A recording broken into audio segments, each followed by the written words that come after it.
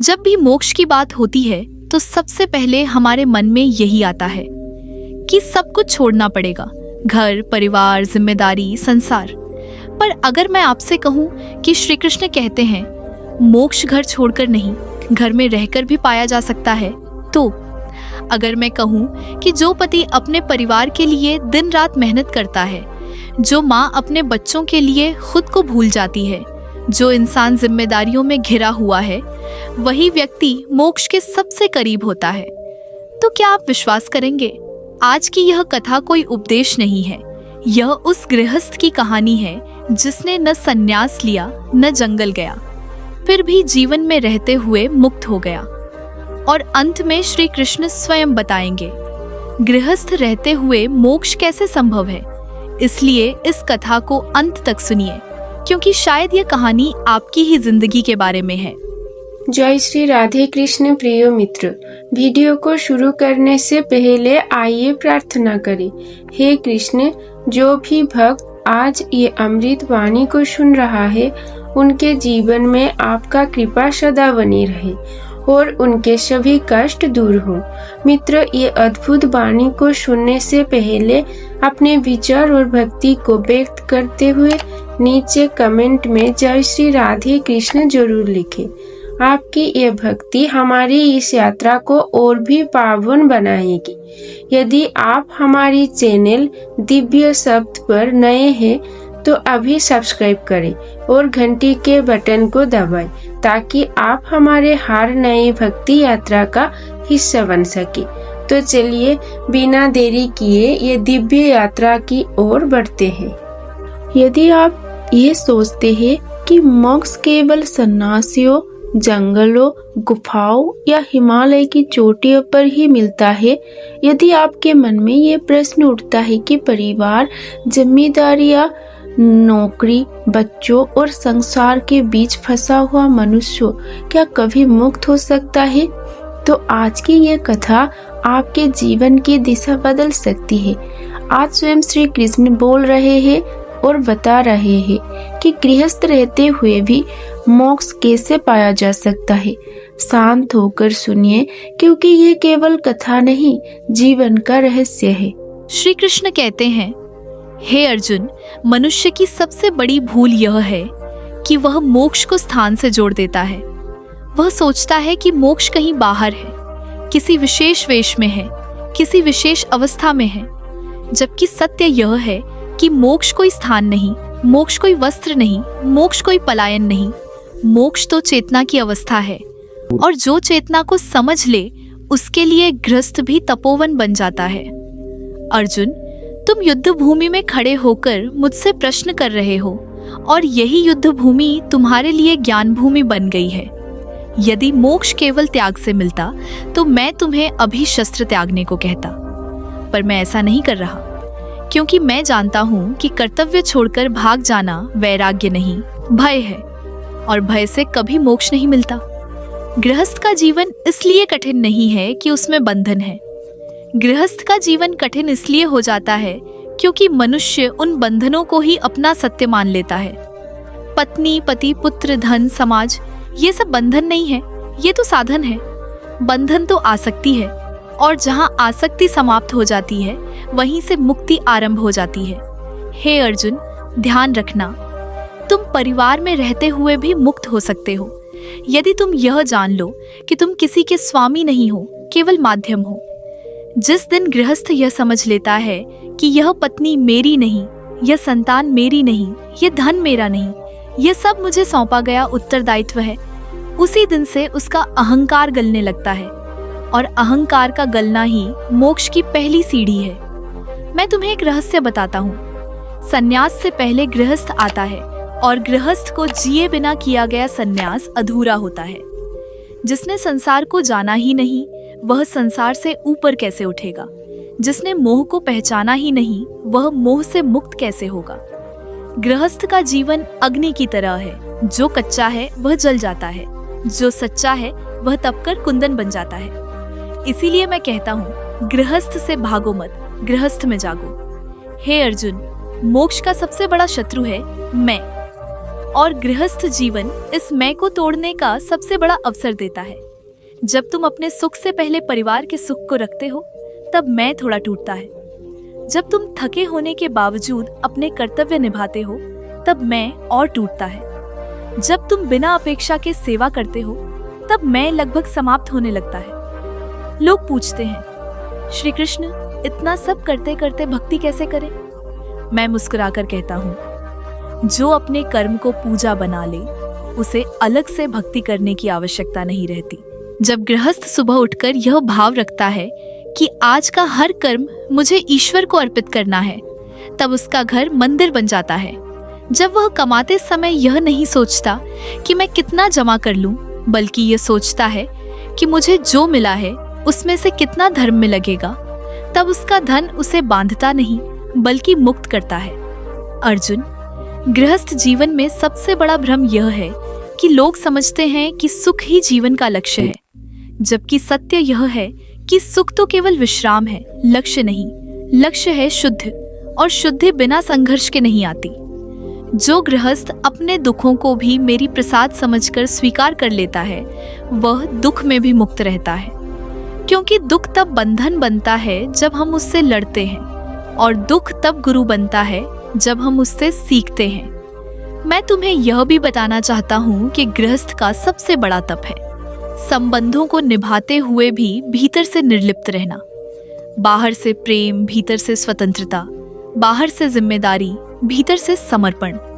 जिस दिन गृहस्थ यह सीख लेता है कि पत्नी से प्रेम करना है पर उसे अपनी पहचान नहीं बनाना, बच्चों का पालन करना है पर उन्हें अपना विस्तार नहीं समझना, समाज में रहना है पर समाज की मान्यता को आत्मा का मूल्य नहीं बनाना, उस दिन से वह संसार में रहते हुए भी संसार से ऊपर उठने लगता है। अर्जुन, मोक्ष का अर्थ यह नहीं कि जीवन से भाग जाओ। मोक्ष का अर्थ है जीवन को पूरी तरह जीकर भी उससे बंधो मत। जैसे कमल जल में रहता है पर जल उसे भिगो नहीं पाता। गृहस्थ जीवन में जो व्यक्ति हर दिन स्वयं से यह पूछ ले कि आज मैंने कितना लिया और कितना दिया, वही धीरे धीरे मुक्त होता चला जाता है। क्योंकि लेने की वृत्ति बांधती है और देने की वृत्ति खोलती है। याद रखना, जिस घर में केवल अधिकार की भाषा बोली जाती है, वहाँ बंधन बढ़ता है, और जिस घर में कर्तव्य की भाषा बोली जाती है, वहाँ मोक्ष का बीज पड़ता है। अर्जुन, यदि गृहस्थ रहते हुए भी तुम हर परिस्थिति में मुझे स्मरण रखो, हर कर्म को मुझे अर्पित करो, हर फल को मेरी इच्छा मानकर स्वीकार करो, तो मैं तुम्हें वचन देता हूँ, तुम्हारा घर ही तुम्हारा आश्रम बन जाएगा। मोक्ष कोई भविष्य की अवस्था नहीं, मोक्ष इस क्षण का नाम है, जहाँ मन शांत है, अहंकार शून्य है और कर्म पवित्र है। और अंत में मैं तुमसे यही कहूँगा, भाग्य से गृहस्थ मिला है, उसे बोझ मत समझो। ये वही भूमि है जहाँ चलकर, गिरकर, उठकर मनुष्य देवत्व तक पहुँच सकता है। जो गृहस्थ रहते हुए भी स्वयं को मुझे सौंप देता है, वह संसार में रहता है, पर संसार उसे बांध नहीं पाता। यही सच्चा मोक्ष है। यदि आप संसार में रहते हुए भी भीतर से खाली खाली महसूस करते हैं, यदि जिम्मेदारियां निभाते निभाते आत्मा थक गई है और मन बार बार पूछता है कि क्या इसी जीवन में शांति और मोक्ष संभव है, तो आज श्री कृष्ण का ये वचन आपके लिए है। ये कथा गृहस्थ की है। ये मार्ग भागने का नहीं, जागने का है। शांत होकर सुनिए। अब कथा आगे बढ़ती है। श्री कृष्ण कहते हैं, हे अर्जुन, अब मैं तुम्हें वह सत्य बताने जा रहा हूँ जिसे जान लेने के बाद मनुष्य संसार में रहते हुए भी अकेला नहीं रहता, क्योंकि उसका हर संबंध तब ईश्वर से जुड़ जाता है। गृहस्थ जीवन में मनुष्य सबसे अधिक पीड़ा तब भोगता है जब उसकी अपेक्षाएं टूटती हैं। वह सोचता है कि पत्नी उसे समझे, पति उसे महत्व दे, संतान उसकी इच्छाओं पर चले, समाज उसकी प्रशंसा करे। और जब ऐसा नहीं होता तो वही गृहस्थ जीवन उसे बंधन प्रतीत होने लगता है। पर मैं तुमसे कहता हूँ अर्जुन, समस्या संबंधों में नहीं, समस्या अपेक्षाओं में है। जिस दिन गृहस्थ अपने संबंधों से अपेक्षा हटाकर समर्पण जोड़ देता है, उसी दिन उसके दुखों का अंत आरंभ हो जाता है। तुम पूछते हो श्री कृष्ण, समर्पण कैसे किया जाए? मैं कहता हूँ, हर सुबह यह स्वीकार करके उठो कि आज जो भी होगा वह मेरी इच्छा से होगा और जो भी मैं करूंगा वह मेरी सेवा होगी। यह भाव ही गृहस्थ का सबसे बड़ा योग है। अर्जुन, जो गृहस्थ अपने परिवार को अपनी संपत्ति समझता है वह भय में जीता है, और जो गृहस्थ अपने परिवार को मेरी अमानत समझता है वह निर्भय हो जाता है, क्योंकि संपत्ति छीनने का डर देती है और अमानत निभाने की शक्ति देती है। मैं देख रहा हूँ कि कलयुग का गृहस्थ सबसे अधिक अकेला है। वह घर में है फिर भी अकेला है, भीड़ में है फिर भी भीतर से सूना है। इसका कारण यह है कि उसने बाहरी संबंध तो बना लिए पर भीतर मुझसे संबंध तोड़ा हुआ है।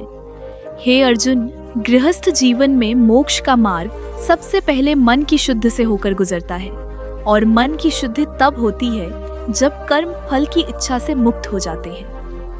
जब तुम यह सोचकर काम करते हो कि मुझे क्या मिलेगा, तब तुम बंधते हो, और जब तुम यह सोचकर काम करते हो कि मुझसे क्या देना है, तब तुम मुक्त होने लगते हो। मैं तुम्हें यह भी समझाना चाहता हूँ कि गृहस्थ जीवन में त्याग का अर्थ घर छोड़ना नहीं होता। त्याग का अर्थ है अहंकार छोड़ना, क्रोध छोड़ना, तुलना छोड़ना, और सबसे बड़ा त्याग है खुद को सही सिद्ध करने की जिद छोड़ना। जो गृहस्थ हर विवाद में जीतना चाहता है वह हारता चला जाता है, और जो गृहस्थ हर विवाद में शांति चुनता है वह मुक्त होने लगता है। अर्जुन, याद रखना, घर में सबसे अधिक शोर वहां होता है जहां भीतर सबसे अधिक खालीपन होता है, और जहां भीतर ईश्वर बस जाता है वहां शब्द कम और शांति अधिक होती है। तुम पूछते हो, क्या रोज रोज के झगड़े, तनाव, जिम्मेदारियां मोक्ष के मार्ग में बाधा नहीं है? मैं मुस्कुराकर कहता हूँ, यही तो साधना है। जो गृहस्थ क्रोध आने पर भी स्वयं को रोक लेता है उसने तप किया। जो गृहस्थ अपमान सहकर भी धर्म नहीं छोड़ता उसने तप किया। जो गृहस्थ थककर भी परिवार के लिए मुस्कुरा देता है उसने तप किया। और यह तप किसी जंगल में नहीं होता, यह तप रसोई में होता है, कार्यस्थल पर होता है, बच्चों के प्रश्नों में होता है, जीवन साथी की चुप्पी में होता है। अर्जुन, जब गृहस्थ यह समझ लेता है कि हर परिस्थिति मुझे भीतर से मजबूत बनाने आई है, तब वह परिस्थितियों का दास नहीं रहता, तब वह परिस्थितियों का साक्षी बन जाता है, और साक्षी भाव ही मोक्ष का द्वार है। मैं तुम्हें एक गूढ़ रहस्य बताता हूँ। जो गृहस्थ अपने दुख को छुपाकर हंसना सीख लेता है वह अभी मुक्त नहीं होता, पर जो गृहस्थ अपने दुख को समझकर स्वीकार कर लेता है वह मुक्त होने लगता है, क्योंकि दुख को दबाना बंधन है और दुख को समझना ज्ञान है। अर्जुन, गृहस्थ जीवन में सबसे पवित्र कर्म है निष्काम सेवा। बिना बताए किया गया त्याग, बिना जताए निभाई गई जिम्मेदारी, बिना श्रेय मांगे दिया गया प्रेम। जिस दिन गृहस्थ यह समझ लेता है कि कोई उसे धन्यवाद दे या न दे, ईश्वर देख रहा है, उस दिन से उसके कर्म शुद्ध होने लगते हैं। और याद रखना, मोक्ष का अर्थ यह नहीं कि तुम्हारे घर में दुख नहीं आएगा। मोक्ष का अर्थ यह है कि दुख आएगा पर तुम्हें तोड़ नहीं पाएगा। जिस दिन गृहस्थ दुख में भी मुझसे प्रश्न नहीं करता बल्कि मुझ पर भरोसा रखता है, उसी दिन मैं स्वयं उसका भार उठा लेता हूँ। अर्जुन, मैं अंत में यही कहूंगा, यदि तुम गृहस्थ हो तो इसे कमजोरी मत समझो। यह सबसे कठिन आश्रम है, और जो इस कठिन मार्ग पर भी धर्म, प्रेम और समर्पण नहीं छोड़ता वही वास्तव में मुक्त होता है। संसार छोड़कर भाग जाने वाला शायद शांत दिखे, पर संसार में रहकर शांत रहने वाला ही सच्चा योगी है। जो गृहस्थ रहते हुए भी हर दिन स्वयं को थोड़ा सा मुझ में विलीन करता चला जाए, वह मृत्यु से पहले ही मुक्त हो जाता है। यही मेरा वचन है। यदि संसार की जिम्मेदारियां निभाते निभाते आपके मन में यह प्रश्न उठता है कि क्या इसे जीवन में शांति संभव है, क्या इसे घर में रहते हुए मोक्ष पाया जा सकता है, तो आज श्री कृष्ण का यह वचन आपके भीतर छिपे उत्तर को जगा सकता है। यह कथा गृहस्थ की है और ये मार्ग भागने का नहीं, भीतर जागने का है। श्री कृष्ण कहते हैं, हे अर्जुन, अब मैं तुम्हें उस सत्य के और निकट ले चलूंगा जिसे जान लेने के बाद मनुष्य संसार में रहते हुए भी संसार से परे हो जाता है, क्योंकि मोक्ष का द्वार बाहर नहीं भीतर खुलता है। गृहस्थ जीवन में मनुष्य सबसे अधिक तब उलझता है जब वह अपने मन को स्थिर नहीं कर पाता। बाहर सब ठीक लगता है पर भीतर अशांति रहती है। वह सोचता है कि घर बदल दूं, संबंध बदल दूं, स्थान बदल दूं, शायद शांति मिल जाए। पर मैं तुमसे कहता हूं अर्जुन, जब तक दृष्टि नहीं बदलती तब तक परिस्थिति बदलने से कुछ नहीं होता।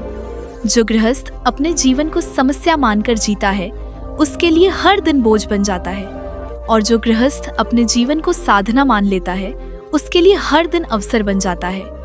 वही सुबह, वही लोग, वही काम, पर दृष्टि बदलते ही जीवन बदल जाता है। अर्जुन, मैं देख रहा हूँ कि कलयुग का गृहस्थ सबसे अधिक शिकायत करता है। उसे पत्नी से शिकायत है, पति से शिकायत है, बच्चों से शिकायत है, समय से शिकायत है, भाग्य से शिकायत है। पर जो शिकायत करता है वह स्वीकार नहीं करता, और जो स्वीकार नहीं करता वह मुक्त नहीं हो सकता। जिस दिन गृहस्थ यह स्वीकार कर लेता है कि जो मिला है वही मेरी साधना है, उसी दिन से उसका मन शांत होने लगता है, क्योंकि स्वीकार में शांति है और प्रतिरोध में पीड़ा। मैं तुम्हें यह भी बताना चाहता हूँ कि गृहस्थ जीवन में सबसे कठिन साधना है मौन। शब्दों का मौन नहीं, मन का मौन। हर बात का उत्तर देना आवश्यक नहीं, हर चोट का हिसाब रखना आवश्यक नहीं, हर अपमान का प्रतिकार करना आवश्यक नहीं। जो गृहस्थ अपमान सहकर भी अपने भीतर विष नहीं भरता वही वास्तव में वीर है, और वही मोक्ष के सबसे निकट होता है। अर्जुन, गृहस्थ जीवन में प्रेम सबसे बड़ी परीक्षा है, क्योंकि यहाँ प्रेम अक्सर अपेक्षा बन जाता है, और अपेक्षा टूटते ही प्रेम पीड़ा बन जाता है। पर जो प्रेम को देना सीख लेता है वह कभी दुखी नहीं होता, क्योंकि देने वाला कभी खाली नहीं होता। जिस दिन पति यह समझ लेता है कि पत्नी को बदलना नहीं है, समझना है, उसी दिन घर में शांति उतरने लगती है। जिस दिन पत्नी यह समझ लेती है कि पति को साबित नहीं करना है, स्वीकार करना है, उसी दिन घर मंदिर बनना शुरू हो जाता है। मैं तुम्हें यह भी बताता हूँ कि संतान गृहस्थ का सबसे बड़ा दर्पण होती है। बच्चे वही सीखते हैं जो तुम बोलते नहीं, बल्कि जो तुम जीते हो। इसलिए यदि तुम चाहते हो कि संतान संस्कारी बने तो पहले स्वयं को शांत बनाना होगा, क्योंकि अशांत माता पिता कभी शांत संतान नहीं बना सकते। अर्जुन, जब गृहस्थ यह समझ लेता है कि मेरा सबसे बड़ा धर्म है अपने व्यवहार को शुद्ध करना, तब उसे अलग से तीर्थों की आवश्यकता नहीं रहती, क्योंकि शुद्ध व्यवहार ही सबसे बड़ा तीर्थ है। मैं तुम्हें एक और गूढ़ रहस्य बताता हूँ। जो गृहस्थ हर दिन थोड़ा सा भी अपने अहंकार को तोड़ देता है वह वर्षों की तपस्या से आगे निकल जाता है।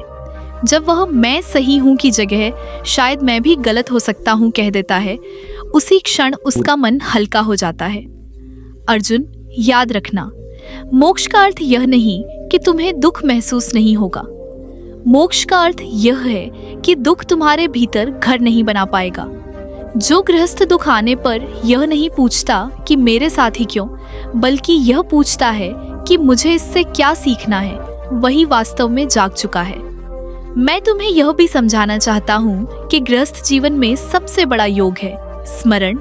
चलते फिरते मेरा स्मरण, काम करते हुए मेरा स्मरण, दुख में मेरा स्मरण, सुख में मेरा स्मरण। जब स्मरण निरंतर हो जाता है तब मोक्ष भविष्य नहीं रहता, वर्तमान बन जाता है। अर्जुन, जो गृहस्थ अपने घर को केवल रहने की जगह नहीं, चेतना का केंद्र बना लेता है, वही जीवन की सबसे ऊंची अवस्था को प्राप्त करता है। उसके लिए मृत्यु भी भय नहीं बनती, क्योंकि वह जीवन को पूरा जी चुका होता है। और अंत में मैं तुमसे यही कहूंगा, यदि तुम गृहस्थ हो तो स्वयं को बंधा हुआ मत समझो। यह वही मार्ग है जहां सबसे अधिक गिरकर सबसे अधिक उठना सिखाया जाता है, और जो गिरकर भी मुस्कुराना सीख ले वही मुक्त होता है। संसार में रहते हुए जो मुझ में टिक जाता है वही संसार से पार चला जाता है। यही मेरा अंतिम रहस्य है। यदि आपके घर में सब कुछ है फिर भी मन कहीं खाली है, यदि जिम्मेदारियों के बीच आत्मा चुपचाप रो रही है, तो आज श्री कृष्ण का यह वचन आपके भीतर उतरने के लिए है। यह कथा मोक्ष की है, लेकिन त्याग की नहीं। यह कथा जागरण की है। श्री कृष्ण कहते हैं, हे अर्जुन, अब मैं तुम्हें उस स्थिति तक ले जाना चाहता हूँ जहाँ गृहस्थ जीवन बोझ नहीं वरदान बन जाता है, क्योंकि जब मनुष्य समझ लेता है कि वह कर्ता नहीं केवल निमित्त है, तभी उसके कर्म उसे बांधना छोड़ देते हैं। गृहस्थ जीवन में मनुष्य बार बार यह भूल जाता है कि वह भूमिका निभा रहा है और भूमिका को ही अपना अस्तित्व मान लेता है। पति की भूमिका, पत्नी की भूमिका, पिता की भूमिका, पुत्र की भूमिका, ये सब वस्त्र हैं। पर जब मनुष्य इन वस्त्रों को ही अपना शरीर मान लेता है, तब दुख जन्म लेता है। मैं तुमसे कहता हूँ अर्जुन, भूमिका को पूरी निष्ठा से निभाओ, पर स्वयं को भूमिका में कैद मत करो। जिस दिन गृहस्थ ये समझ लेता है कि मैं संबंध हूँ पर संबंध मेरा अस्तित्व नहीं है, उसी दिन से उसके भीतर एक गहरी शांति उतरने लगती है। तब वो प्रेम करता है पर खोता नहीं, तब वह सेवा करता है पर थकता नहीं, तब वह दुख में भी टूटता नहीं। अर्जुन, संसार में सबसे अधिक पीड़ा वहां होती है जहां मनुष्य चाहता है कि सब कुछ उसकी इच्छा के अनुसार चले। पत्नी वैसी हो जैसी मैं चाहता हूँ, संतान वैसी बने जैसी मेरी कल्पना है, जीवन वैसा चले जैसा मेरा मन है। और जब ऐसा नहीं होता तब गृहस्थ स्वयं को असफल मानने लगता है। पर मैं तुमसे कहता हूँ, जीवन तुम्हारी योजना नहीं, मेरी प्रक्रिया है, और जो मेरी प्रक्रिया पर भरोसा कर लेता है वही मुक्त होने लगता है। गृहस्थ जीवन में सबसे बड़ा बंधन है तुलना। वह देखता है किसी के पास मुझसे अधिक है, किसी का जीवन मुझसे सरल है, किसी का घर मुझसे अधिक सुखी दिखता है, और इसी तुलना में उसका आनंद मर जाता है। जो गृहस्थ अपनी थाली में झांकना छोड़कर दूसरे की थाली देखने लगता है, वह भूखा ही रह जाता है। पर जो गृहस्थ यह देख लेता है कि मेरी थाली वही है जो मेरे लिए आवश्यक है, वही तृप्त हो जाता है, और तृप्त मन ही मोक्ष की भूमि है। अर्जुन, मैं तुम्हें यह भी बताना चाहता हूँ कि गृहस्थ जीवन में सबसे बड़ी साधना है क्षमा। क्षमा दूसरों के लिए नहीं होती, क्षमा स्वयं के लिए होती है। जो गृहस्थ हर चोट को याद रखता है वह स्वयं को कैद कर लेता है, और जो गृहस्थ क्षमा कर देता है वह स्वयं को मुक्त कर देता है। तुम सोचते हो कि क्षमा करने से दूसरा जीत जाता है, पर सत्य यह है कि क्षमा करने से अहंकार हारता है, और अहंकार की हार ही मोक्ष की जीत है। मैं देख रहा हूँ कि कलयुग का गृहस्थ बहुत कुछ सहता है, पर मौन होकर नहीं, भीतर विद्रोह पालकर। बाहर वह निभा रहा है पर भीतर जल रहा है। मैं तुमसे कहता हूँ अर्जुन, निभाना और जलना एक साथ मत रखो। या तो समझकर निभाओ या साहस करके बदलो, पर भीतर विष मत भरो। जिस दिन गृहस्थ अपने मन की गांठों को खोलना सीख लेता है, उसी दिन से उसका घर हल्का होने लगता है, क्योंकि घर की अशांति दीवारों में नहीं, मन में होती है। अर्जुन, गृहस्थ जीवन में सबसे पवित्र क्षण वह होता है जब मनुष्य थककर भी ईश्वर को दोष नहीं देता, जब वह यह नहीं कहता कि मेरे साथ ही ऐसा क्यों, बल्कि वह यह कह देता है कि शायद मुझे इससे भीतर मजबूत होना है। यही क्षण मनुष्य को कर्म से ऊपर उठाता है। मैं तुम्हें यह भी समझाना चाहता हूँ कि गृहस्थ रहते हुए मोक्ष पाने का अर्थ यह नहीं कि तुम सब कुछ छोड़ दो। इसका अर्थ यह है कि तुम सब कुछ करते हुए भी भीतर से मुक्त रहो। जैसे नाव नदी में चलती है पर पानी को अपने भीतर नहीं भरने देती। जब गृहस्थ धन कमाए तो धन को साधन बनाए, पहचान नहीं। जब गृहस्थ सम्मान पाए तो उसे स्वीकार करे, पर उससे बंधे नहीं। जब गृहस्थ अपमान पाए तो उसे सीख बनाए, पर बोझ नहीं। अर्जुन, जिस दिन गृहस्थ यह समझ लेता है कि जीवन में जो भी आया है वह मुझे निखारने आया है, उसी दिन से उसके जीवन की दिशा बदल जाती है। तब वह हर परिस्थिति को शत्रु नहीं, शिक्षक की तरह देखता है। और अंत में मैं तुम्हें एक अंतिम सत्य देता हूँ। मोक्ष कोई दूर की अवस्था नहीं। मोक्ष उस दिन शुरू हो जाता है जिस दिन तुम्हारा मन यह कहना छोड़ देता है कि मेरे बिना सब कुछ रुक जाएगा। जिस दिन गृहस्थ यह जान लेता है कि मैं हूँ, इसीलिए सब चल रहा है, यह भ्रम है, और यह समझ लेता है कि सब चल रहा है इसलिए मैं हूँ, यह सत्य है, उसी दिन उसका भार उतर जाता है। संसार में रहते हुए जो स्वयं को हल्का कर ले, वही वास्तव में मुक्त है, और वही मेरा सच्चा भक्त है। यदि आप सब कुछ निभा रहे हैं फिर भी भीतर कुछ छूटता हुआ महसूस होता है। यदि मुस्कान चेहरे पर है पर शांति कहीं गुम हो गई है, तो आज श्री कृष्ण का ये वचन आपके लिए ही है। ये कथा गृहस्थ की है और ये उत्तर आत्मा का है। श्री कृष्ण कहते हैं, हे अर्जुन, अब मैं तुम्हें उस अवस्था की ओर ले चलूं जहां गृहस्थ जीवन केवल जिम्मेदारी नहीं रहता, वह साधना बन जाता है। क्योंकि जब मनुष्य जीवन को ढोना बंद कर देता है और उसे जीना सीख लेता है, तभी उसके भीतर स्वतंत्रता जन्म लेती है। गृहस्थ जीवन में मनुष्य सबसे अधिक थकता है सोचते सोचते, क्या होगा, कैसे होगा, लोग क्या कहेंगे, भविष्य कैसा होगा। यह चिंता उसे वर्तमान से काट देती है, और जो वर्तमान से कट गया वह जीवन से कट गया। मैं तुमसे कहता हूं अर्जुन, जो गृहस्थ आज के कर्तव्य को पूरी निष्ठा से जी लेता है, उसका कल अपने आप उजला हो जाता है। क्योंकि मोक्ष भविष्य में नहीं, इसी क्षण छिपा होता है। गृहस्थ का मन अक्सर दो दिशाओं में टूटता रहता है, एक ओर संसार की मांगे, दूसरी ओर आत्मा की पुकार, और वह सोचता है कि इनमें से किसी एक को चुनना होगा। पर सत्य यह है कि जब दोनों को मेरी ओर मोड़ दिया जाए, तब टकराव समाप्त हो जाता है। जब तुम अपने परिवार की सेवा करते हुए मुझे स्मरण करते हो, जब तुम अपने कर्म को मेरी पूजा बना लेते हो, तब गृहस्थ और साधु में कोई अंतर नहीं रह जाता। अर्जुन, गृहस्थ जीवन में सबसे गहरी पीड़ा तब जन्म लेती है जब मनुष्य स्वयं को अकेला समझ लेता है। वह सोचता है कि मैं ही सब संभाल रहा हूँ, मेरे बिना सब बिखर जाएगा। यह भ्रम ही उसका सबसे बड़ा बोझ बन जाता है। मैं तुम्हें स्पष्ट कहता हूँ, तुम अकेले नहीं हो। जब तुम धर्म के साथ खड़े होते हो, तब मैं तुम्हारे हर निर्णय में उपस्थित रहता हूँ। जिस दिन गृहस्थ यह जान लेता है कि भार मेरा है, कर्तव्य उसका है, उसी दिन उसका मन हल्का हो जाता है। वह फिर जिम्मेदारियां निभाता है, पर दबाव में नहीं। वह सेवा करता है, पर शिकायत में नहीं। अर्जुन, गृहस्थ जीवन में सबसे कठिन क्षण वह होता है जब अपनों से ही चोट मिलती है, पर वही क्षण आत्मा की परीक्षा भी होता है। यदि तुम उस चोट को द्वेष बना लेते हो तो बंधन बढ़ता है, और यदि तुम उस चोट को करुणा में बदल देते हो तो मुक्ति का द्वार खुलने लगता है। मैं ये नहीं कहता कि तुम अन्याय सहो, मैं ये कहता हूँ कि अन्याय को अपने भीतर जहर मत बनने दो। क्योंकि जो दूसरों के कारण स्वयं को कड़वा बना लेता है, वह पहले स्वयं हार जाता है। अर्जुन, गृहस्थ जीवन में सबसे बड़ी शक्ति है संतुलन।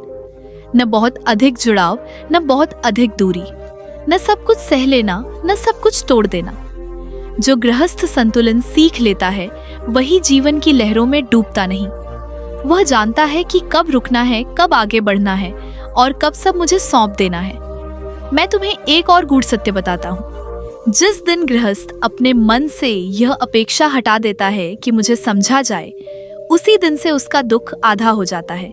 और जिस दिन वह यह सीख लेता है कि मुझे समझना है, उसी दिन से उसका घर बदलने लगता है। समझने वाला मन शांत होता है, और शांत मन में ही मैं वास करता हूँ। अर्जुन, मोक्ष का मार्ग किसी बड़े त्याग से नहीं खुलता, वह छोटे छोटे क्षणों में खुलता है। जब तुम क्रोध के स्थान पर मौन चुनते हो, जब तुम अपमान के स्थान पर धैर्य चुनते हो, जब तुम अधिकार के स्थान पर कर्तव्य चुनते हो, यही छोटे निर्णय धीरे धीरे आत्मा को हल्का कर देते हैं। और अंत में मैं तुम्हें यह स्मरण कराना चाहता हूँ, गृहस्थ जीवन कोई बाधा नहीं है। यह तो वह भूमि है जहाँ प्रेम, सेवा, सहनशीलता और समर्पण एक साथ साधे जाते हैं। जो गृहस्थ इन चारों को साध लेता है, उसे मोक्ष कहीं बाहर खोजने की आवश्यकता नहीं रहती, क्योंकि मोक्ष तब उसके भीतर उतर चुका होता है। संसार में रहते हुए जो स्वयं को मुझे सौंप देता है, वही संसार से परे चला जाता है। यही मेरा वचन है। यदि जीवन की भीड़ में आपका मन बार बार रुककर पूछता है कि क्या इसी घर, इसी जिम्मेदारी, इसी रिश्तों के बीच शांति संभव है, यदि आप भीतर से यह जानना चाहते हैं कि क्या बिना सब कुछ छोड़े भी आत्मा मुक्त हो सकती है, तो आज श्री कृष्ण का यह वचन आपके लिए है। यह कथा पलायन की नहीं, परिवर्तन की है। श्री कृष्ण कहते हैं, हे अर्जुन, अब उस बिंदु पर ध्यान दो जहां गृहस्थ जीवन और मोक्ष का मार्ग एक दूसरे से मिलते हैं। यह बिंदु किसी बाहरी नियम में नहीं, तुम्हारी दृष्टि में छिपा है। जब तक मनुष्य यह मानता रहता है कि शांति बाहर से आएगी, तब तक वह भीतर के द्वार को बंद रखता है, और जब भीतर का द्वार बंद हो, तब बाहर की कोई भी उपलब्धि उसे तृप्त नहीं कर सकती। गृहस्थ जीवन में मनुष्य अनेक भूमिकाएं निभाता है, पर भूल यह करता है कि वह उन भूमिकाओं के पीछे खड़े साक्षी को भूल जाता है। मैं तुमसे कहता हूँ अर्जुन, साक्षी बनो। जब तुम बोलो तो जानो कि तुम बोल रहे हो। जब तुम क्रोधित हो तो देखो कि क्रोध उठ रहा है। जब तुम प्रेम करते हो तो जानो कि प्रेम बह रहा है। जो जानता है वही मुक्त होने लगता है, क्योंकि अज्ञान ही बंधन है और जागरूकता ही मुक्ति। तुम पूछते हो कि जागरूकता गृहस्थ जीवन में कैसे बनी रहे, जब दिन भर काम, चिंता और अपेक्षाएं मन को थका देती है। मैं कहता हूँ, जागरूकता किसी अतिरिक्त समय की मांग नहीं करती। वह उसी समय में खिलती है जिसमें तुम जीते हो। जब भोजन बनाते समय तुम मन को कहीं और न भटकने दो। जब बच्चों से बात करते समय फोन नहीं, उनकी आंखों में देखो। जब काम करते समय केवल परिणाम नहीं, प्रक्रिया में ईमानदारी रखो। यही छोटे छोटे क्षण मन को एकाग्र बनाते हैं, और एकाग्र मन ही शांति का द्वार है। अर्जुन, गृहस्थ जीवन में सबसे बड़ा भ्रम यह है कि मनुष्य सोचता है कि उसे सब कुछ नियंत्रित करना होगा। वह भविष्य को पकड़ना चाहता है, लोगों को बदलना चाहता है, परिस्थितियों को अपनी इच्छा में ढालना चाहता है, और जब ऐसा नहीं होता तो भीतर टूट जाता है। मैं तुमसे कहता हूँ, नियंत्रण छोड़ो, उत्तरदायित्व निभाओ। नियंत्रण अहंकार से आता है और उत्तरदायित्व प्रेम से। जहाँ प्रेम होता है वहाँ भय टिक नहीं पाता। जब गृहस्थ यह समझ लेता है कि परिणाम मेरे हाथ में नहीं, पर प्रयास मेरे हाथ में है, तब उसका बोझ उतर जाता है। वह पूरी शक्ति से कर्म करता है, पर फल को लेकर बेचैन नहीं होता। यही निष्काम भाव धीरे धीरे कर्म को कर्म बंधन नहीं रहने देता, वह कर्म योग बन जाता है, और कर्म योग ही गृहस्थ का सीधा मार्ग है। अर्जुन, संबंधों में जो पीड़ा आती है वह अक्सर इसलिए आती है क्योंकि हम दूसरे से वही अपेक्षा करते हैं जो हम स्वयं से नहीं करते। हम चाहते हैं कि दूसरा धैर्य रखे, पर हम स्वयं अधीर रहते हैं। हम चाहते हैं कि दूसरा समझे, पर हम स्वयं सुनते नहीं। जिस दिन गृहस्थ यह उलट कर देख लेता है, उसी दिन उसके संबंध शुद्ध होने लगते हैं। शुद्ध संबंध मन को हल्का करते हैं, और हल्का मन मुझे पास पाता है। मैं तुम्हें यह भी बताता हूँ कि गृहस्थ जीवन में दुख का आना असफलता नहीं है। दुख उस मिट्टी की तरह है जिसमें बीज फूटता है। यदि तुम दुख से भागते हो तो बीज सड़ जाता है, और यदि तुम दुख को समझकर सहते हो तो वही बीज वृक्ष बन जाता है। जो गृहस्थ अपने दुख को समझने का साहस रखता है, वही भीतर से मजबूत होता है। मजबूत मन ही सच्चा आश्रम है। अर्जुन, जब तुम दिन के अंत में स्वयं से यह पूछते हो कि आज मैंने अपने भीतर क्या शुद्ध किया, न कि यह कि मैंने बाहर क्या पाया, तब तुम सही दिशा में चल पड़ते हो। धन, मान, सुविधा ये सब आते जाते रहते हैं, पर जो भीतर की शुद्ध है वही साथ जाती है, और जो साथ जाता है वही सत्य है। मैं यह भी कहूँगा कि गृहस्थ जीवन में साधना का अर्थ स्वयं को दबाना नहीं है। साधना का अर्थ है स्वयं को समझना, अपनी सीमाओं को पहचानना, अपनी दुर्बलताओं को स्वीकार करना, और फिर भी धर्म के मार्ग पर टिके रहना। जो स्वयं को स्वीकार कर लेता है वह दूसरों को भी स्वीकार करना सीख लेता है, और स्वीकार का भाव ही शांति की जड़ है। अर्जुन, जब गृहस्थ अपने दिन की शुरुआत कृतज्ञता से करता है और अंत समर्पण से, तब उसके बीच के सारे कर्म स्वतः पवित्र हो जाते हैं। कृतज्ञ मन शिकायत नहीं करता और समर्पित मन भय नहीं पालता। ऐसे मन में मैं सहज ही वास करता हूँ। और अब मैं तुम्हें वह अंतिम बात कहता हूँ जिसे समझ लेना ही मोक्ष की ओर कदम है। मोक्ष कोई उपलब्धि नहीं है जिसे तुम जीत लो। मोक्ष वह बोझ है जिसे तुम उतार दो। जिस दिन तुम यह छोड़ देते हो कि तुम्हें कुछ बनना है, कुछ सिद्ध करना है, उसी दिन तुम्हारा असली स्वरूप प्रकट होने लगता है। गृहस्थ रहते हुए जो अपने मन को सरल, कर्म को शुद्ध और हृदय को करुणामय बना लेता है, वह बिना कहीं गए ही मुक्त हो जाता है। संसार उसके चारों ओर रहता है, पर वह संसार उसके भीतर नहीं रहता। यही गृहस्थ का मोक्ष है, यही मेरा वचन है। यदि आप सब कुछ करते हुए भी भीतर से अधूरे हैं, यदि जीवन चल रहा है पर आत्मा ठहरी हुई है, तो आज श्री कृष्ण का यह वचन आपके जीवन की दिशा बदल सकता है। यह कथा मोक्ष की है, लेकिन त्याग की नहीं। यह कथा जागरण की है। श्री कृष्ण कहते हैं, हे अर्जुन, अब मैं तुम्हें उस सत्य के और निकट ले जा रहा हूँ जिसे समझ लेने के बाद मनुष्य जीवन को ढोता नहीं, जीता है। क्योंकि गृहस्थ जीवन का असली भार काम नहीं होता, अपेक्षाएं होती हैं। जब अपेक्षाएं टूटती हैं तब मन टूटता है, और जब मन टूटता है तब मनुष्य मोक्ष को दूर का स्वप्न मान लेता है। अर्जुन, ध्यान से सुनो। गृहस्थ जीवन में सबसे बड़ी साधना है अपने मन को बार बार वर्तमान में लौटाना। मन या तो बीते हुए कल में उलझा रहता है या आने वाले कल से डरता रहता है, और इसी बीच आज मर जाता है।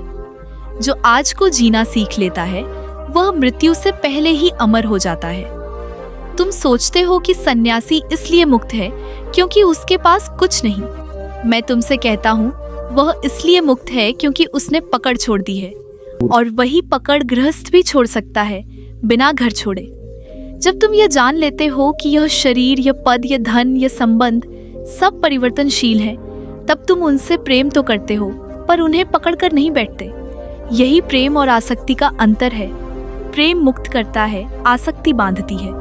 अर्जुन, गृहस्थ जीवन में मनुष्य सबसे अधिक डरता है असुरक्षा से। उसे लगता है कि यदि सब कुछ मेरे नियंत्रण में न रहा तो सब बिखर जाएगा। यही डर उसे कठोर बना देता है। कठोर शब्द, कठोर निर्णय, कठोर व्यवहार, और फिर वही कठोरता उसे अकेला कर देती है। मैं तुमसे कहता हूँ, जिस दिन गृहस्थ यह मान लेता है कि जीवन को पूरी तरह नियंत्रित करना संभव नहीं, उसी दिन उसका मन नरम हो जाता है, और नरम मन में ही करुणा जन्म लेती है। करुणा दूसरों के लिए नहीं, सबसे पहले स्वयं के लिए होती है। अर्जुन, स्वयं के प्रति करुणा का अर्थ है अपनी सीमाओं को स्वीकार करना। यह मान लेना कि मैं हर दिन समान नहीं रह सकता। कभी मैं मजबूत रहूंगा, कभी कमजोर, कभी शांत रहूंगा, कभी विचलित। जो अपने भीतर उठने वाली हर भावना को दुश्मन नहीं बनाता, वही भीतर से स्वस्थ होता है। गृहस्थ जीवन में यह बहुत आवश्यक है कि मनुष्य स्वयं से झूठ न बोले। बाहर की दुनिया से झूठ बोलना सामाजिक मजबूरी हो सकती है, पर स्वयं से झूठ बोलना आत्मा को बीमार कर देता है। जब तुम थके हो तो यह स्वीकार करो कि तुम थके हो। जब तुम दुखी हो तो यह मत कहो कि सब ठीक है। सत्य से भागना बंधन है, सत्य को देखना मुक्ति की ओर पहला कदम है। अर्जुन, तुमने देखा है कि कई लोग सब कुछ पाकर भी अशांत रहते हैं। इसका कारण यह नहीं कि उनके पास कम है, बल्कि यह है कि उनके भीतर अभी भी कुछ बनने की भूख है। बनने की यह भूख कभी समाप्त नहीं होती, क्योंकि अहंकार जितना पाता है उससे अधिक चाहता है। मोक्ष का आरंभ उस दिन होता है जिस दिन मनुष्य यह कह देता है कि मुझे कुछ बनना नहीं है, मुझे केवल होना है, और होना स्वयं में पूर्ण है। गृहस्थ जीवन में यह बहुत बड़ी भूल की जाती है कि मनुष्य अपनी कीमत दूसरों की प्रतिक्रिया से तय करता है। यदि लोग प्रशंसा करें तो वह खुश होता है, यदि आलोचना करें तो टूट जाता है। मैं तुमसे कहता हूँ अर्जुन, जब तक तुम्हारी शांति दूसरों के शब्दों पर निर्भर है, तब तक तुम स्वतंत्र नहीं हो। स्वतंत्रता का अर्थ यह नहीं कि कोई कुछ कहे ही नहीं। स्वतंत्रता का अर्थ यह है कि कोई कुछ कहे पर तुम्हारा केंद्र न हिले। अर्जुन, गृहस्थ जीवन में सबसे पवित्र क्षण वह होता है जब मनुष्य अकेला होता है, जब कोई भूमिका नहीं, कोई अपेक्षा नहीं, कोई प्रदर्शन नहीं, केवल तुम और तुम्हारा मन। यदि उस क्षण तुम अपने मन के साथ शांति से बैठ सकते हो तो समझ लो कि तुम सही दिशा में चल पड़े हो। जो व्यक्ति अकेले में भी बेचैन है वह भीड़ में भी शांत नहीं हो सकता, और जो अकेले में शांत है वह संसार में भी डगमगाता नहीं। मैं यह भी कहूंगा कि गृहस्थ जीवन में सबसे बड़ी सेवा अपने क्रोध को समझना है। क्रोध अक्सर बाहर किसी और पर दिखता है, पर जन्म भीतर असंतोष से लेता है। जब तुम अपने क्रोध को दबाते हो वह विकार बन जाता है, जब तुम उसे समझते हो वह ऊर्जा बन जाता है। अर्जुन, जिस दिन गृहस्थ यह सीख लेता है कि हर प्रतिक्रिया देना आवश्यक नहीं, उसी दिन उसके जीवन से आधे झगड़े समाप्त हो जाते हैं। मौन कमजोरी नहीं है, मौन वह शक्ति है जो अनावश्यक को गिरा देती है। गृहस्थ जीवन में समय बहुत कम लगता है, पर समय की शिकायत बहुत होती है। मैं तुमसे कहता हूँ, समय नहीं बदलता, प्राथमिकताएं बदलती हैं। जब मनुष्य भीतर से जागता है तो उसके पास समय अपने आप निकल आता है, क्योंकि तब वह ऊर्जा को व्यर्थ की चिंताओं में नहीं बहाता। अर्जुन, जब गृहस्थ अपने दिन की शुरुआत भय से नहीं, विश्वास से करता है, तब उसका जीवन बदलने लगता है। विश्वास का अर्थ यह नहीं कि कठिनाइयां नहीं आएंगी। विश्वास का अर्थ यह है कि कठिनाइयां आएंगी, पर वे तुम्हें तोड़ेंगी नहीं। और अब मैं तुम्हें उस अंतिम गहराई की ओर ले जा रहा हूँ जहाँ गृहस्थ और योगी एक हो जाते हैं। वह गहराई है आत्मस्मरण। जब तुम चलते हुए स्वयं को जानते हो, बोलते हुए स्वयं को जानते हो, चुप रहते हुए स्वयं को जानते हो, तब तुम जाग चुके होते हो। जागा हुआ मनुष्य ही मुक्त मनुष्य है। गृहस्थ रहते हुए जो व्यक्ति अपने भीतर के साक्षी को पहचान लेता है, उसके लिए जीवन की हर घटना साधना बन जाती है। तब न सुख उसे बांधता है, न दुख उसे गिराता है। और अंत में मैं तुम्हें यही स्मरण कराना चाहता हूँ, मोक्ष कोई इनाम नहीं है जो जीवन के अंत में मिलेगा। मोक्ष जीवन को सही ढंग से जी लेने का परिणाम है। जो गृहस्थ जीवन को बोझ नहीं, पाठशाला मान लेता है, जो हर अनुभव को शिक्षक मान लेता है, जो हर दिन स्वयं को थोड़ा हल्का कर लेता है, वह इसी जीवन में मुक्त हो जाता है। संसार उसके चारों ओर रहता है, पर वह संसार के भीतर कैद नहीं रहता। यही गृहस्थ का योग है, यही गृहस्थ का मोक्ष है, यही मेरा अंतिम वचन है। अब इस कथा को उसी भाव में पूर्ण करते हैं जहाँ शब्द धीरे धीरे मौन में बदल जाए और श्रोता के भीतर कुछ स्थायी रूप से उतर जाए। श्री कृष्ण कहते हैं, हे अर्जुन, अब तुमने वह सुन लिया है जो सुनने के बाद मनुष्य के जीवन का दृष्टिकोण बदल जाता है। अब यह कथा किसी प्रश्न का उत्तर नहीं, स्वयं जीवन का दर्पण बन चुकी है।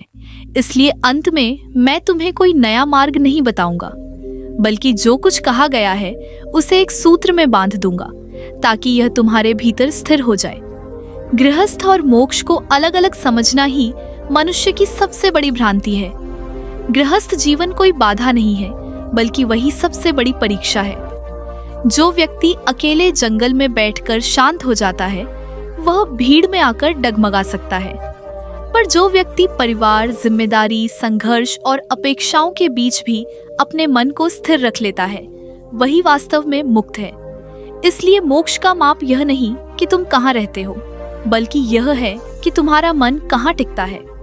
इस पूरी कथा का सार यही है कि बंधन बाहर नहीं होते, बंधन भीतर बनते हैं। पत्नी, पति, संतान, धन, समाज, ये सब जीवन के उपकरण हैं, जेल नहीं। जेल तब बनती है जब मनुष्य इनसे अपनी पहचान जोड़ लेता है।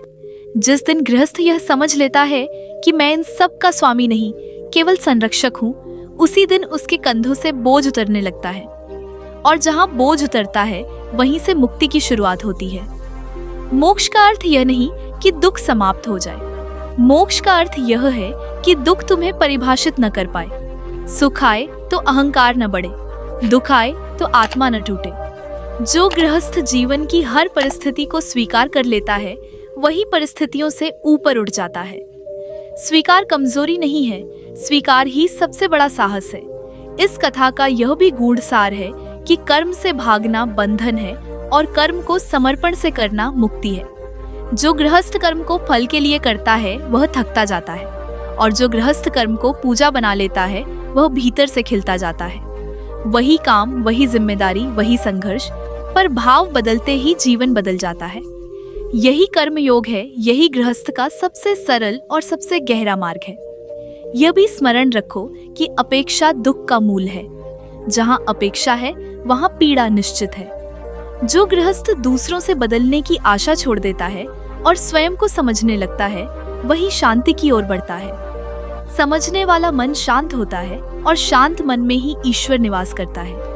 इस संपूर्ण कथन का एक और सार यह है कि मौन, क्षमा और करुणा, ये तीन ऐसे गुण हैं जो गृहस्थ जीवन को तपस्या बना देते हैं।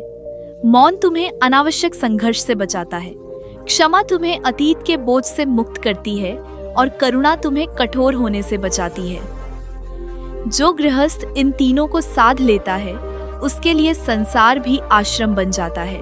मोक्ष का अंतिम सत्य यही है कि तुम्हें कुछ बनना नहीं है।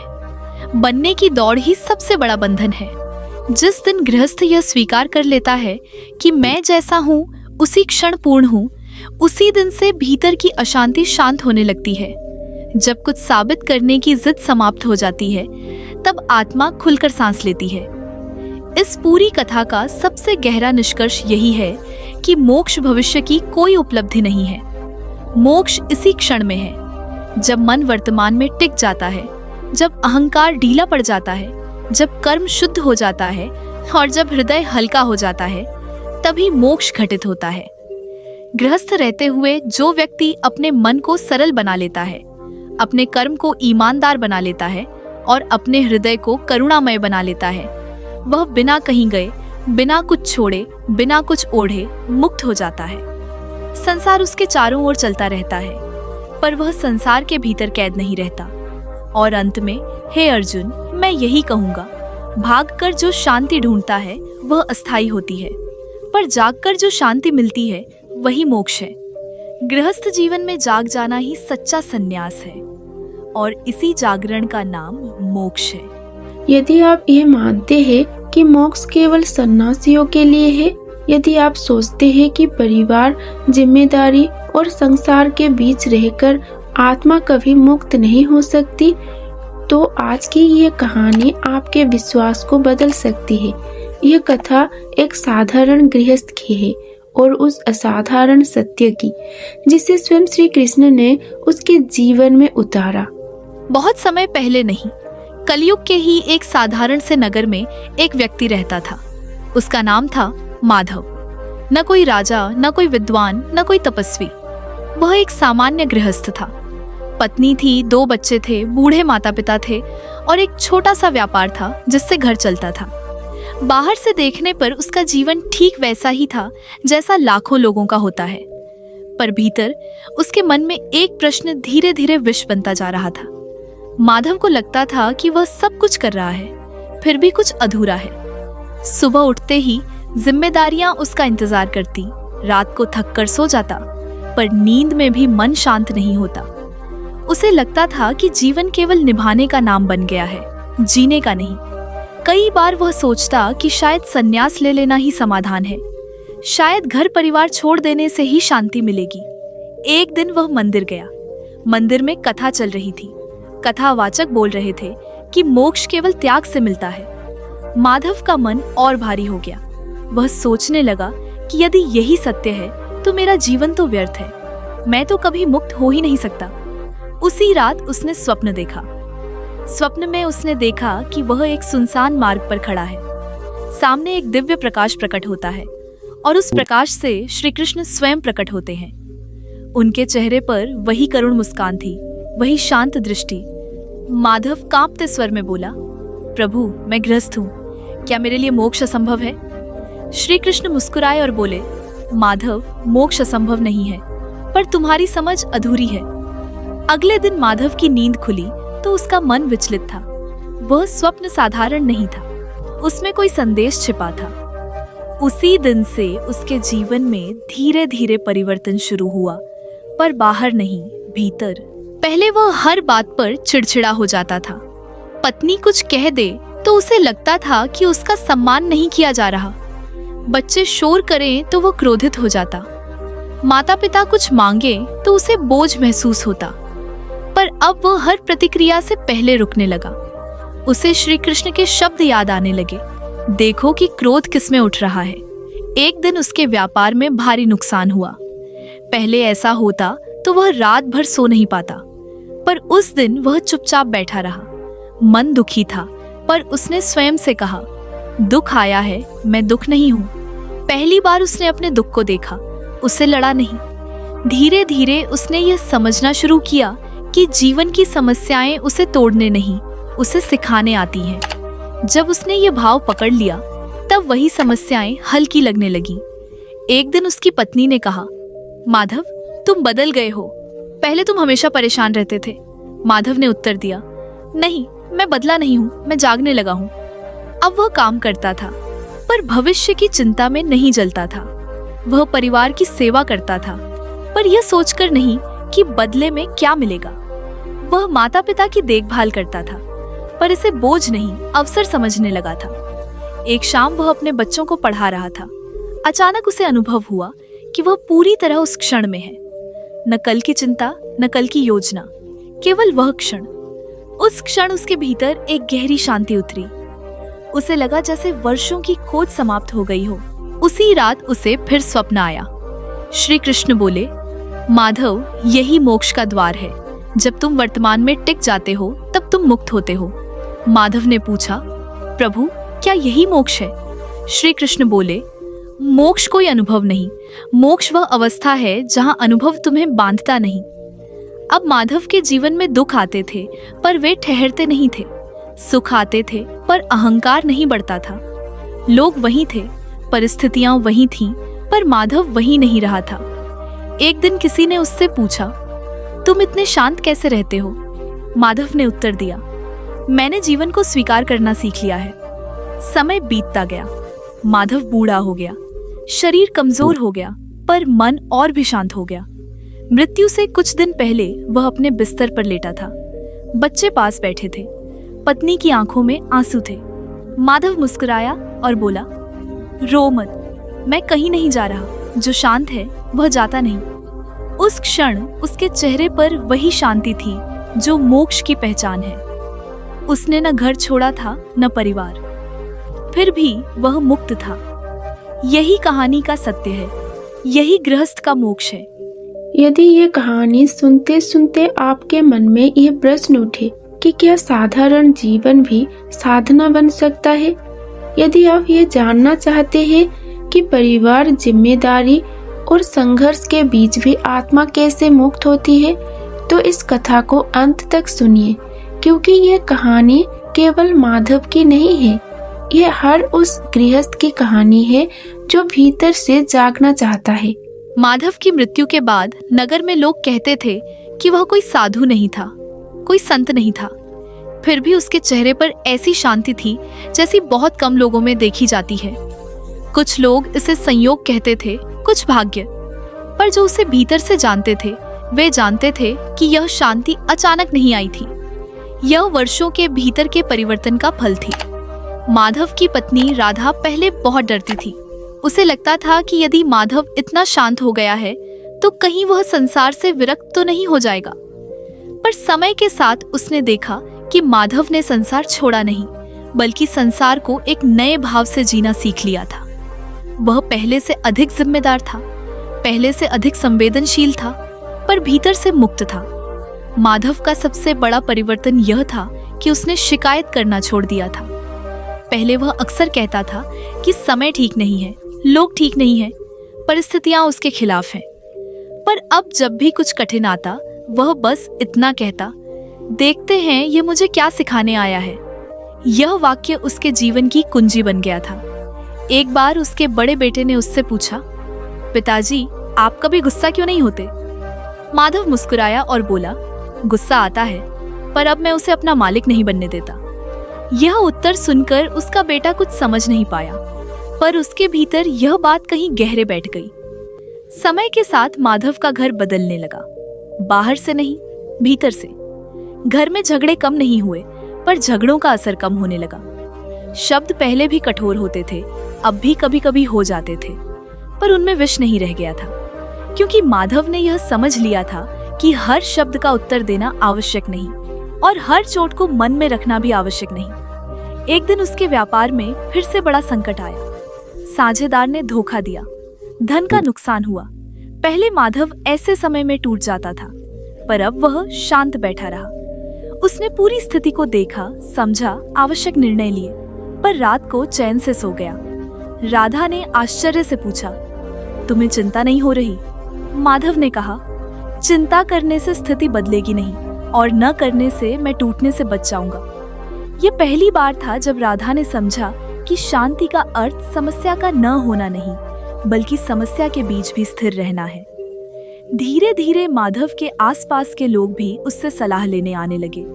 वह कोई उपदेश नहीं देता था, वह बस सुनता था, और कई बार केवल सुन लिया जाना ही सामने वाले को हल्का कर देता था। लोग कहते थे कि उसके पास बैठने से मन शांत हो जाता है। एक दिन नगर में एक प्रसिद्ध साधु आए। लोग उनसे आशीर्वाद लेने दौड़े। माधव भी गया। साधु ने माधव को देखा और कुछ क्षण उसे देखते रहे, फिर बोले, तुम कहीं से आए हो? माधव ने उत्तर दिया, यहीं से।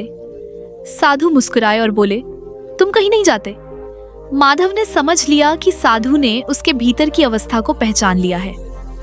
उस रात माधव को फिर स्वप्न आया। इस बार श्री कृष्ण बोले नहीं, वे बस सामने खड़े मुस्कुरा रहे थे। माधव को लगा कि अब कोई प्रश्न शेष नहीं रहा। जब प्रश्न समाप्त हो जाते हैं तभी मौन बोलता है। अब माधव का जीवन धीरे धीरे संध्या की ओर बढ़ रहा था। शरीर थकने लगा था, पर मन और हल्का हो गया था। उसे मृत्यु का डर नहीं लगता था, क्योंकि उसने जीवन को पूरा जिया था। अधूरापन जो कभी उसे खाता था अब समाप्त हो चुका था। एक शाम वह अकेला बैठा सूर्यास्त देख रहा था। आकाश लाल था, हवा शांत थी। उसे लगा कि जैसे जीवन भी ऐसे ही धीरे धीरे ढल रहा है, बिना शोर के। उस क्षण उसके भीतर कोई विचार नहीं था, कोई इच्छा नहीं थी, कोई भय नहीं था, बस एक गहरी उपस्थिति थी।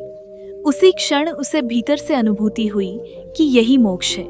कोई प्रकाश नहीं, कोई चमत्कार नहीं, कोई आकाशवाणी नहीं, बस पूर्ण स्वीकार। उसने समझ लिया कि मोक्ष का अर्थ जीवन से बाहर निकलना नहीं है, बल्कि जीवन के साथ लड़ाई समाप्त कर देना है। जब लड़ाई समाप्त होती है तब शांति अपने आप प्रकट हो जाती है। माधव ने अपने अंतिम दिनों में अपने बच्चों से कहा, घर छोड़ना आसान है, अहंकार छोड़ना कठिन। यदि तुम अहंकार छोड़ सको तो कहीं जाने की आवश्यकता नहीं।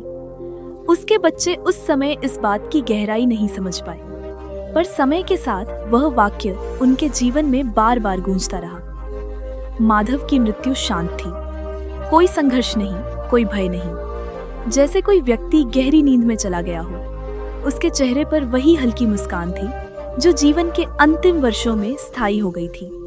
उसके जाने के बाद राधा ने एक दिन कहा, माधव ने हमें कुछ कहा नहीं, पर बहुत कुछ दे गया।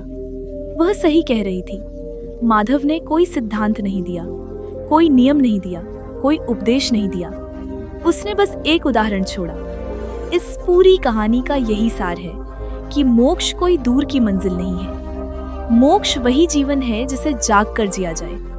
गृहस्थ जीवन कोई बाधा नहीं, वही सबसे बड़ा अवसर है, क्योंकि जहाँ सबसे अधिक उलझनें होती हैं वहीं सबसे अधिक जागने की संभावना भी होती है। जो व्यक्ति अपने घर में, अपने काम में, अपने संबंधों में जाग जाता है, उसके लिए जंगल की आवश्यकता नहीं रहती। उसका घर ही आश्रम बन जाता है, उसकी रसोई ही तपोभूमि बन जाती है, उसका व्यवहार ही साधना बन जाता है।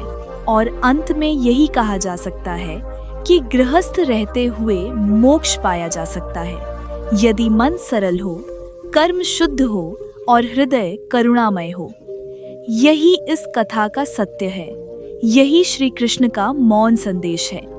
यदि आप यह मानते हैं कि मोक्ष केवल साधुओं, सन्यासियों या हिमालय की गुफाओं में रहने वालों के लिए है, यदि आपको लगता है कि परिवार, जिम्मेदारियां और संसार के बीच रहकर आत्मा कभी मुक्त नहीं हो सकती, तो इस कथा को धैर्य से सुनिए, क्योंकि यह कहानी आपको यह नहीं बताएगी कि जीवन छोड़कर मोक्ष कैसे मिले, बल्कि ये बताएगी कि जीवन को पूरी तरह जीकर मोक्ष कैसे पाया जाता है। माधव के जाने के बाद समय आगे बढ़ता रहा, पर उसका प्रभाव उसके घर की दीवारों में, उसके बच्चों के स्वभाव में और राधा की आंखों की शांति में जीवित रहा। लोग कहते थे कि कोई चला जाता है तो उसके साथ उसकी बातें भी चली जाती हैं, पर माधव के साथ ऐसा नहीं हुआ। वह शब्दों में नहीं, दृष्टि में बस गया था। उसका छोटा बेटा, जो कभी बहुत चंचल था, अब अक्सर अकेले बैठकर सोचता रहता। एक दिन उसने माँ से पूछा, माँ, पिताजी इतने शांत कैसे हो गए थे? राधा ने उत्तर नहीं दिया। उसने बस इतना कहा, उन्होंने लड़ना छोड़ दिया था। बेटा चुप हो गया, क्योंकि यह उत्तर साधारण था पर गहरा था। माधव ने जीवन में कभी घोषणा नहीं की थी कि वह किसी साधना पर चल रहा है। उसने न व्रत रखे, न विशेष नियम बनाए। वह सुबह उठता, काम करता, परिवार संभालता और रात को सो जाता। पर इन सब के बीच उसने एक काम चुपचाप किया था। उसने हर परिस्थिति को स्वीकार करना सीख लिया था और यही स्वीकार उसके भीतर की क्रांति बन गया था।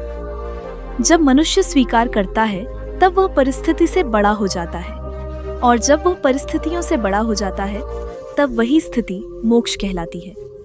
माधव ने यही जाना था। उसने यह नहीं पूछा कि मेरे साथ ही ऐसा क्यों हो रहा है। उसने बस यह देखा कि जो हो रहा है वह मुझे तोड़ नहीं रहा, बल्कि भीतर से ढाल रहा है। एक बार उसकी बेटी ने याद किया कि बचपन में उसने पिताजी से कहा था, सब लोग अपने अपने लिए जीते हैं, आप दूसरों के लिए क्यों जीते हैं? माधव ने तब उत्तर दिया था, क्योंकि जब मैं दूसरों के लिए जीता हूँ तब मैं अपने भीतर बहुत हल्का हो जाता हूँ। उस समय यह बात बच्ची को समझ नहीं आई थी, पर अब वर्षों बाद उसे महसूस हुआ कि हल्कापन ही असली सुख है। माधव ने कभी अपने बच्चों को धर्म नहीं सिखाया। उसने उन्हें ईश्वर के बारे में भाषण नहीं दिए। उसने बस यह दिखाया कि ईमानदारी से जीना क्या होता है, क्रोध आने पर चुप रह जाना क्या होता है, और अपमान मिलने पर भी भीतर से कठोर न होना क्या होता है। यही उसका उपदेश था। राधा अक्सर सोचती थी कि माधव ने मोक्ष को बहुत साधारण बना दिया। न कोई विशेष चिन्ह, न कोई घोषणा, न कोई दावा, बस एक गहरी स्थिरता। उसे लगता था कि शायद यही श्री कृष्ण का सबसे बड़ा संदेश है कि मोक्ष को इतना सरल बना दो कि अहंकार उसमें प्रवेश ही न कर सके। समय के साथ राधा ने भी परिवर्तन अनुभव किया। पहले वह भविष्य को लेकर बहुत चिंतित रहती थी, अब वह वर्तमान में रहना सीख रही थी। उसे समझ आने लगा था कि जो अभी है वही जीवन है। आगे की कल्पना और पीछे की स्मृति दोनों मन को अशांत करते हैं। एक शाम वह माधव की तस्वीर के सामने बैठी थी। उसने कहा, तुम्हारे जाने के बाद घर वैसा ही है, पर मैं वैसी नहीं रही। और सच में घर वैसा ही था। वही दीवारें, वही कमरे, वही जिम्मेदारियां, पर भीतर कुछ बदल गया था। भीतर एक मौन बस गया था। यही इस कहानी का सबसे गहरा सत्य है। मोक्ष कोई नई दुनिया नहीं बनाता, वह तुम्हें इसी दुनिया को नए नेत्रों से देखने की दृष्टि देता है। वही लोग, वही परिस्थितियां, वही संघर्ष, पर अनुभव बदल जाता है। माधव ने यह सिद्ध कर दिया था कि गृहस्थ जीवन मोक्ष का विरोधी नहीं है, बल्कि वही उसका सबसे सच्चा अभ्यास क्षेत्र है। क्योंकि जहाँ संबंध है वहीं आसक्ति है, और जहाँ आसक्ति है वहीं मुक्ति की संभावना भी है। यदि कोई व्यक्ति अकेले बैठकर शांत हो जाए तो वह सरल है, पर यदि कोई व्यक्ति अपमान, असफलता, चिंता और अपेक्षाओं के बीच भी शांत रह जाए तो वही वास्तविक साधक है। माधव ऐसा ही साधक था जिसने कभी स्वयं को साधक नहीं कहा। और अब इस कथा का अंत नहीं, बल्कि उसका सार और स्पष्ट होता है। ये कहानी ये नहीं कहती कि सब कुछ छोड़ दो, ये कहती है कि सब कुछ करते हुए भी भीतर से मत बंधो। संबंध रखो पर स्वामित्व मत बनाओ। प्रेम करो पर अपेक्षा मत रखो। कर्म करो पर फल में मत उलझो। जब मनुष्य यह सीख लेता है तब मोक्ष कोई लक्ष्य नहीं रहता, वह उसकी अवस्था बन जाता है। और यही श्री कृष्ण का मौन वचन है। जो जीवन से भागता है वह स्वयं से दूर जाता है, और जो जीवन को पूरी जागरूकता से स्वीकार कर लेता है वही जीवन में रहते हुए मुक्त हो जाता है। यही कथा का अंतिम सत्य है। यही गृहस्थ का मोक्ष है। यदि आपको लगता है कि मोक्ष जीवन के अंत में मिलता है, यदि आपको लगता है कि संसार में रहते हुए आत्मा बंधी रहती है, तो इस कथा को केवल सुनिए मत, इसे आपके भीतर उतरने दीजिए। क्योंकि यह कहानी आपको त्याग करना नहीं सिखाएगी, यह आपको जागना सिखाएगी। माधव के जाने के कई वर्ष बीत गए थे, पर उसके जीवन का स्पर्श समय के साथ और गहरा होता चला गया। उसके बच्चे अब अपने अपने संसार में प्रवेश कर चुके थे। वही संसार, वही चुनौतियां, वही उलझने जिनसे माधव कभी गुजरा था। अंतर केवल इतना था कि अब उनके भीतर कहीं न कहीं पिता की वह मौन शिक्षा जीवित थी, जिसे उन्होंने कभी शब्दों में नहीं सीखा, पर जीवन में देखा था। उसका बड़ा बेटा अर्जुन जब नौकरी के लिए दूसरे नगर गया, तब पहली बार उसने अकेलेपन को महसूस किया। भीड़ में रहते हुए भी मन खाली लगता था। काम का दबाव था, प्रतिस्पर्धा थी, तुलना थी। कई बार रात को उसे लगता कि सब कुछ होते हुए भी कुछ अधूरा है। एक रात वह बहुत थक गया। उसे पिता की याद आई।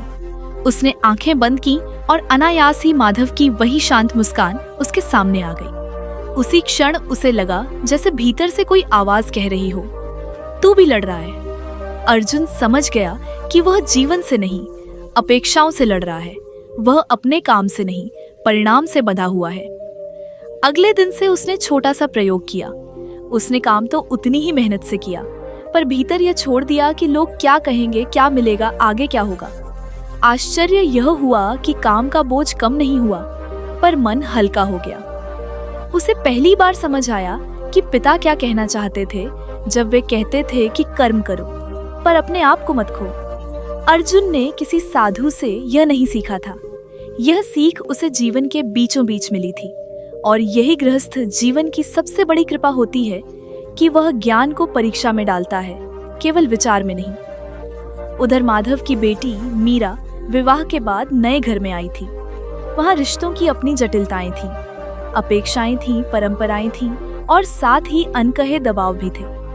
कई बार उसका मन रो पड़ता था। उसे लगता था कि वह स्वयं को खोती जा रही है। एक दिन वह आईने के सामने खड़ी थी और अचानक उसे पिता की बात याद आई, जो भीतर से स्थिर है वही बाहर से निभा सकता है।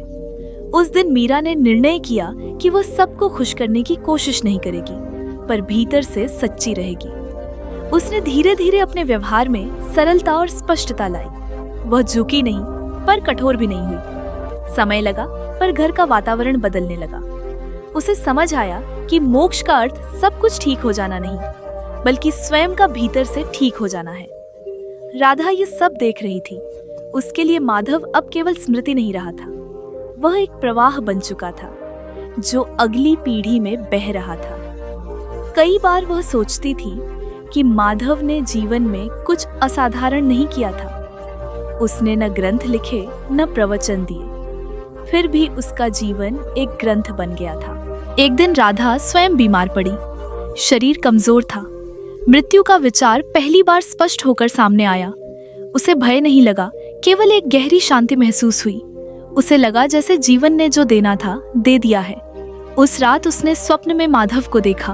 वे कुछ नहीं बोले, बस पास बैठ गए। वही मौन, वही उपस्थिति।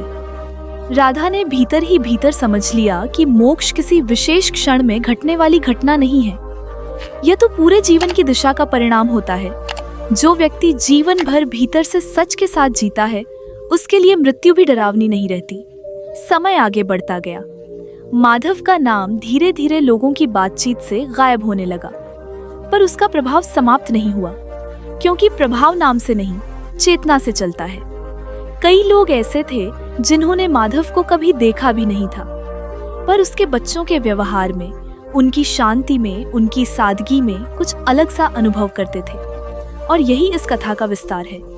यह कहानी केवल एक व्यक्ति की नहीं रह जाती, यह हर उस गृहस्थ की कहानी बन जाती है जो ये समझ लेता है कि जीवन से भागना समाधान नहीं है, जीवन को समझना ही समाधान है। श्री कृष्ण ने गीता में जो कहा था, माधव ने उसे जिया था।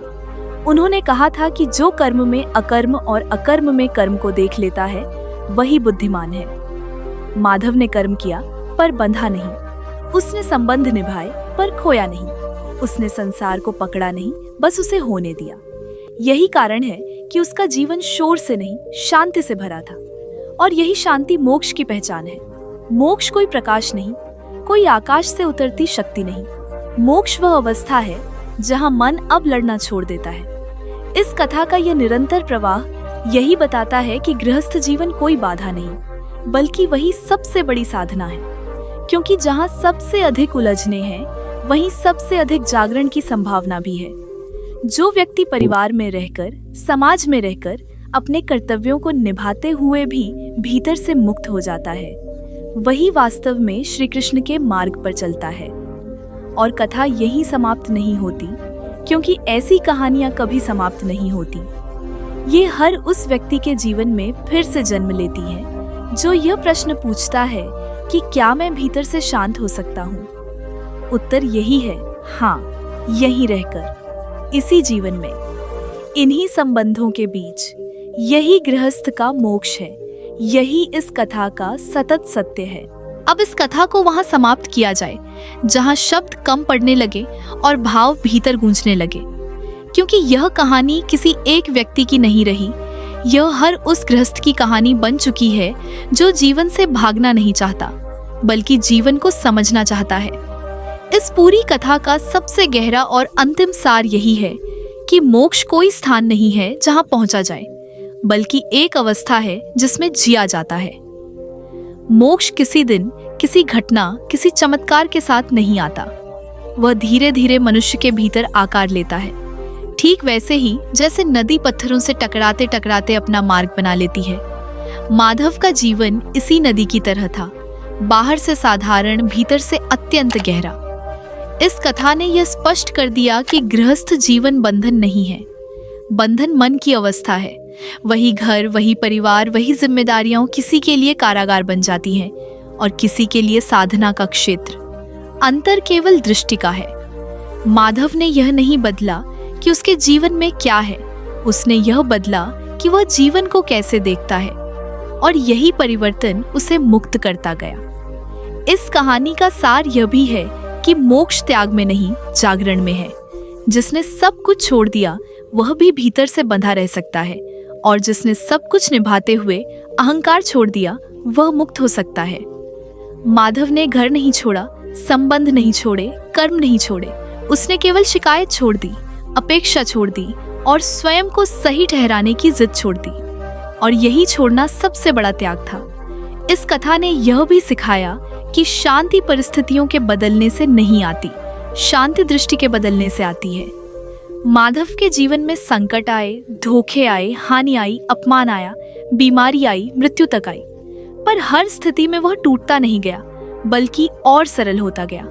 यही सरलता उसकी मुक्ति बन गई। यह कहानी यह नहीं कहती कि गृहस्थ जीवन में दुख नहीं होंगे। ये कहती है कि दुख आएंगे, पर यदि मन तैयार हो तो वे तुम्हें तोड़ेंगे नहीं, गढ़ेंगे। जो दुख को शत्रु नहीं मानता वही दुख के पार जा पाता है। माधव यही जान गया था, इसलिए उसके लिए जीवन संघर्ष नहीं रहा, अनुभव बन गया। इस कथा का सबसे उज्जवल सत्य यह है कि मोक्ष कोई व्यक्तिगत उपलब्धि नहीं है। जब एक व्यक्ति भीतर से बदलता है तो उसका प्रभाव अगली पीढ़ी तक पहुंचता है। माधव की शांति उसके बच्चों के जीवन में बहने लगी। उसका मौन उसकी पत्नी के भीतर स्थिरता बन गया। यही सच्चा उत्तराधिकार है। धन नहीं, पद नहीं, बल्कि चेतना। इस कहानी ने यह भी स्पष्ट किया कि धर्म ग्रंथों में नहीं, व्यवहार में उतरता है। माधव ने गीता को पढ़कर नहीं, जीकर समझा। उसने यह दिखाया कि कर्मयोग कोई सिद्धांत नहीं, बल्कि रोजमर्रा की अवस्था है। ईमानदारी से किया गया काम, मौन में निभाया गया अपमान और बिना अपेक्षा दिया गया प्रेम, यही मोक्ष के वास्तविक चरण हैं। और अंत में इस संपूर्ण कथा का अंतिम निष्कर्ष यही है कि गृहस्थ जीवन में मोक्ष तब घटित होता है जब मनुष्य जीवन से युद्ध करना बंद कर देता है, जब वह यह स्वीकार कर लेता है कि जो है वही मार्ग है, जब वह यह समझ लेता है कि पूर्णता कहीं बाहर नहीं बल्कि इसी क्षण में छिपी है। श्री कृष्ण का यही मौन संदेश है, भागकर नहीं, जागकर मुक्त बनो, छोड़कर नहीं, समझकर मुक्त बनो, संसार से दूर जाकर नहीं, संसार के बीच रहकर मुक्त बनो। जो ऐसा कर लेता है उसके लिए घर ही आश्रम है, कर्म ही पूजा है और जीवन ही मोक्ष है। यही इस कथा का पूर्ण सत्य है, यही इसका अंतिम प्रकाश है। अगर इस कथा को सुनते हुए किसी एक पल के लिए भी आपका मन शांत हुआ हो, अगर आपको लगा हो कि आप भी अपनी जिम्मेदारियों के बीच थोड़ा हल्का सांस ले पाए, तो समझ लीजिए श्री कृष्ण का संदेश आप तक पहुंच चुका है। ये कहानी केवल माधव की नहीं थी, ये हर उस इंसान की कहानी थी जो घर, परिवार, काम और जिम्मेदारियों में खुद को खोता जा रहा है और भीतर से मुक्त होना चाहता है। याद रखिए, मोक्ष जीवन छोड़ने से नहीं मिलता, मोक्ष जीवन को समझने से मिलता है। जब आप कर्म करते हुए भी शांत रहना सीख जाते हैं, जब आप अपेक्षा छोड़ देते हैं और स्वीकार करना सीख जाते हैं, उसी दिन से आपकी साधना शुरू हो जाती है।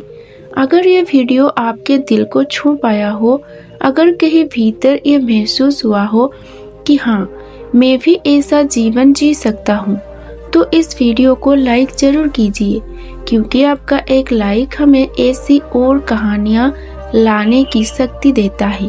और अगर आप चाहते हैं कि श्री कृष्ण के ऐसे ही गूढ़ संदेश, ऐसे ही जीवन बदल देने वाली कथाएं आप तक लगातार पहुंचती रहे, तो चैनल को सब्सक्राइब करना ना भूलें। इस वीडियो को उस व्यक्ति के साथ जरूर शेयर कीजिए जो जीवन की दौड़ में थक चुका है, जिसे शांति की जरूरत है लेकिन रास्ता नहीं दिख रहा। हो सकता है ये कहानी उसकी जिंदगी का सबसे जरूरी मोड़ बन जाए। श्री कृष्ण कहते हैं, जब ज्ञान बांटा जाता है तभी वो पूर्ण होता है। हरे कृष्ण। आपका जीवन शांत हो, आपका मन हल्का हो और आपकी यात्रा मंगलमय हो।